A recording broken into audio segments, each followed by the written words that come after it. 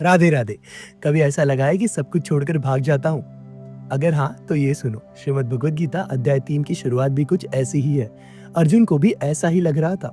तब श्री कृष्ण ने उसे समझाया कि तुम गलत सोच रहे हो, और उन्होंने ऐसा क्यों कहा और कैसे कहा, क्या है पूरी बात, लेट्स डिकोड दिस। अध्याय 3 श्लोक 1 से 2। अर्जुन के सवाल। अर्जुन श्री कृष्ण से पूछते हैं, अगर नॉलेज सुपीरियर है, ज्ञान ही सब कुछ है, तो फिर कर्म क्यों करें, एक्शन ही क्यों ले? आप मुझे क्यों कह रहे हो कि मैं युद्ध लड़ूं? बताओ।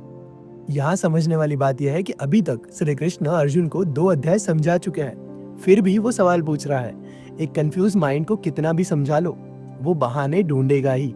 चलो इसे एग्जाम्पल से समझाता हूँ। जब हम बहुत थक जाते हैं अपने डेली रूटीन से, तब हमें कोई कितना ही समझा ले, हम बस यही सोचते रहते हैं कि बस अब सब कुछ छोड़कर हिमालय जाना है, कुछ नहीं करना है। पर ये सिर्फ टेम्परेरी एस्केप थॉट है, सॉल्यूशन नहीं। नंबर 2, अध्याय 3 श्लोक 3 से 6। Arjun and Krishna's conversation continues. आगे अर्जुन और श्री कृष्ण की कन्वर्सेशन में श्री कृष्ण कहते हैं, ये दोनों ही अलग रास्ते हैं, नॉलेज एंड एक्शन, लेकिन तुम कंफ्यूज हो रहे हो अर्जुन, तुम दोनों को गलत तरीके से मिक्स कर रहे हो।